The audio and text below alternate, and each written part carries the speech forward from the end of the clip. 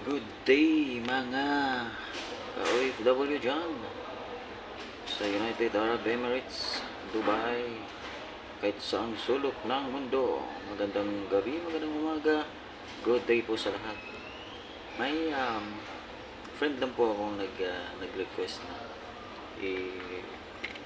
talakayin ko daw po yung bilang OFW tayo, yung paano mag-savings, tapos paano makaiwas sa mga, alam mo yung ginagastos natin yung pera na walang patutunguhan, mag-stay tayo na matagal sa abroad na hindi mo natin nakapag-invest na maayos. Based on my experience kasi, nag-start ako 2010 na, first abroad ko yun. So from 2010 hindi ko binabago yung lifestyle ko. So ang ibig sabihin doon, kung ano yung ginagawa ko dati nung mag-start ako sa Dubai, 2010 hanggang ngayon 2025, 15 years. So hindi ko binabago kung ano yung expenses ko. Nag-spend ako ng food at saka kung ano yung mga binibili ko para sa sarili ko. Yung pa rin, hindi ako bumibili ng hindi ko kailangan, tulad ng mobile na mamahalin, ng mga iPhone o kung ano man. O kung mag-driving man ako para may sarili akong sasakyan, hindi ko kailangan yun. Alam niyo po kung bakit. Kasi yung mobile ko, pang contact ko lang yun sa family ko, video call, pang message, yun lang yung sapat na yun. Hindi naman ako negosyante, businessman na kailangan ko ng mamahaling gamit para sa kumbaga updated siya, alam mo yun, mas high-tech, hindi na kailangan.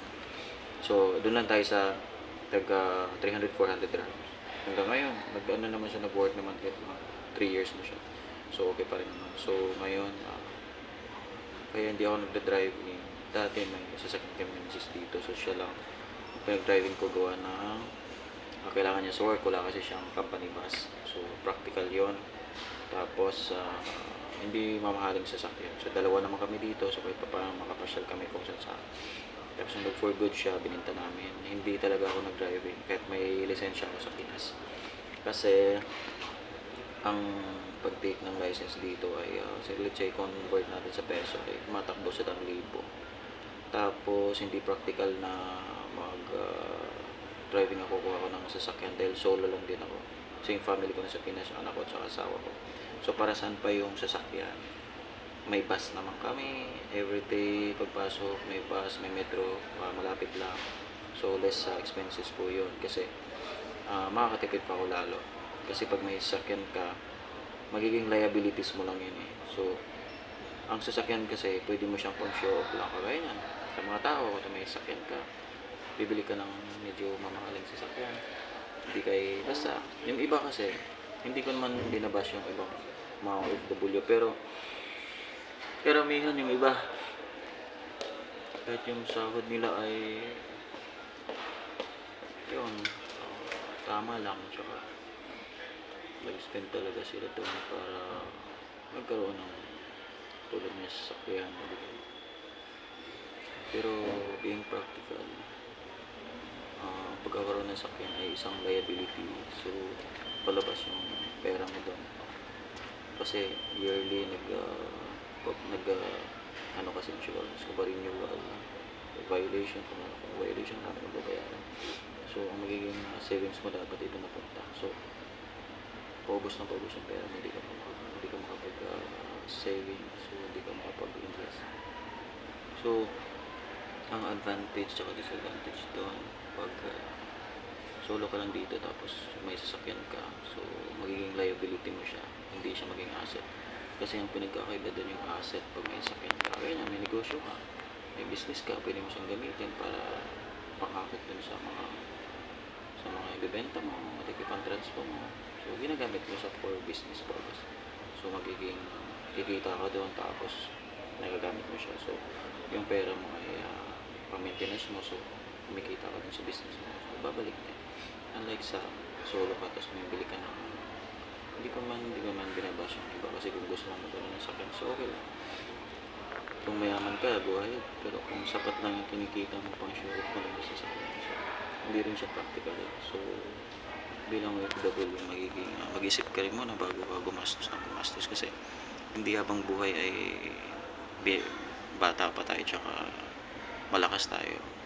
Dadating din yung time na humina yung katawan natin, tatanda tayo, tsaka habang nagkakaedad tayo ay nakakaramdam na tayo sa katawan natin. So kailangan natin mag-invest, mag-ipon para sa sarili natin. Yun yung unang tip. Tapos hindi ko binago yung lifestyle ko start 2010 hanggang ngayon. Ay never akong bumili ng kung ano, mga branded na mamahalin na hindi ko naman kailangan. So it's for what, diba? Hindi ko siya kailangan, so bibilin ko. So parang ginagastos ko lang yung pera ko sa wala. So ang magandang gawin doon, maghanap ka ng magandang lupa, magandang village, kung malapit sa SM, malapit sa school, lahat bilhin mo yun. So habang andito ka sa abroad, after 5 years nagmumultiply yung value ng lupa na binili mo. Pagkaya nakabili ka ng 1 million, so after 5 years, 10 years noon, pwede mo naman ibenta ng 10 million o di kaya 5, let's say. No, diba? Ang laki, times 5, times 10. So be practical.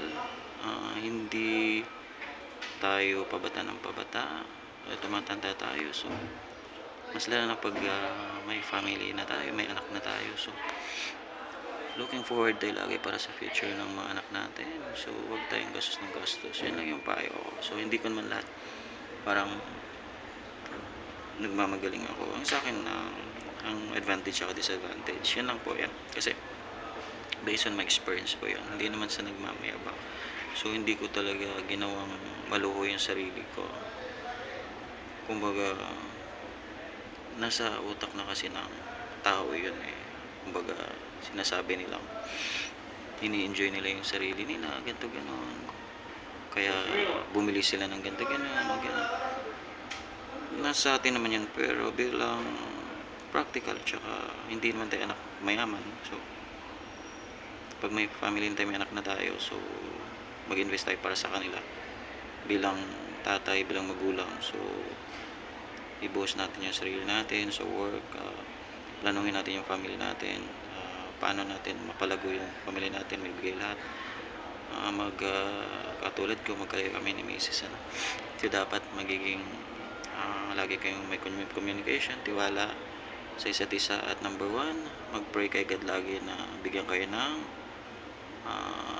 lakas na pangatawan, at saka yung love nyo sa isa't isa ay dapat may respeto kayo lagi sa isa't isa, tiwala, kung baga kahit magkakalayo kayo. Yun yung tinatawag na love. Kasi kung love nyo yung isa't isa, number 1, respeto tsaka tiwala. Kasi pag wala kang tiwala, hindi mo love yung isang tao. Kumbaga ano yun, pagdududa. Ganun po yun. Okay? So number 2, ano pa ba? Tulad ng yung iba gustong kumain lagi sa labas. Hindi ko naman sinasabing hindi tayo pwedeng kumain sa labas, tsaka tinitipid natin sarili natin. So be practical to spend your money. Then yung sinasahod natin ay hindi lagi-laging Pasko, di kay biyaya, diba? So yung iba gusto laging kumakain sa mamahaling kainan. So magkano yung isang order? Let's say 100 dirham plus, so ganito. Magkano sa atin ay 1.5, so let's say lagi-lagi kang kumakain doon. So pwede ka naman kumain ng ganun, pero wag naman lagi-lagi. So yung advantage o disadvantage doon, hindi mo mamalayan na mas lalo na yung sumasama ka lagi sa mga kaibigan mo na mahilig kumain kung saan. So mapagastos ka ng marami doon sa mga foods, tsaka so hindi ko naman sinasabing tipirin mo, di kay hindi mo kainin yung mga gusto mo, kainin mo, pero in the magandang naman paraan na hindi mo parang sinasayang yung kinikita mo na lagi-lagi kang nandun kumakain kung saan. So magluto ka, try to cook yourself always.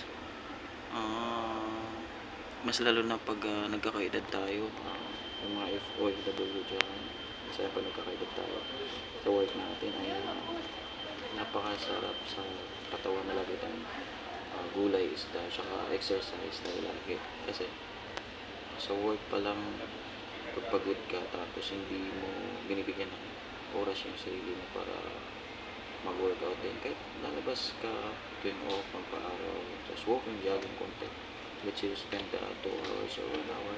Kailangan mo yun. Kasi masala na pag solo ka lang, hirap magkasakit. Pag wala kang kasama dito, ang hirap magkasakit. Kung na-try ko yun, nung nagkasakit ako, ni wala akong matawag, hirap na hirap akong magtanggal ng uniform. Pag dating sa bahay, wala akong kasama. So, tsaka dasal lagi, mag-pray ka lagi. Nabigyan ng malakas na pangatawan. Tsaka number 3, huwag kang travel kung saan. Naubos mo lang yung kinikita mo. Gusto mo makarating kung saan. Although, natural lang yan. In-enjoy mo yung income mo, kinikita mo. Pero, sa panahon ngayon, sobrang mahal ng mga bilihin. Tsaka hindi natin alam kung yung mundo ngayon, magulo ang mundo ngayon. Hindi natin alam kung tatagal ka ba sa work mo. So, dapat yun yung unahin mo, mag-ipon ka. Kasi hindi natin alam kung yung work ba natin ay, yung kontrata natin ay hanggang 60 years old, diba? Ano? Hindi natin alam, bukas makalawa, may ano, diba? Hindi natin alam yun. So, dapat naka-prepared ka. Pwede ka mag-travel kung saan. Kung may sobra kang pera, yun. Yung pang-travel mo, pang-gastos mo. Pero huwag mo ubusin dapat. Mas malaki yung investment mo kaysa igagastos mo. So, yun lang po. Pwede tayong mag-usap ulit. At ako'y aakit na, papasok na rin sa work. So, yun nga. Mag-iingat lagi. Salamat sa mga viewers ko sa United States, Brazil, tsaka Germany. Thank you all. Please like, share, and subscribe. Maraming salamat. God bless all, and Jesus loves you. Bye-bye. Love you all.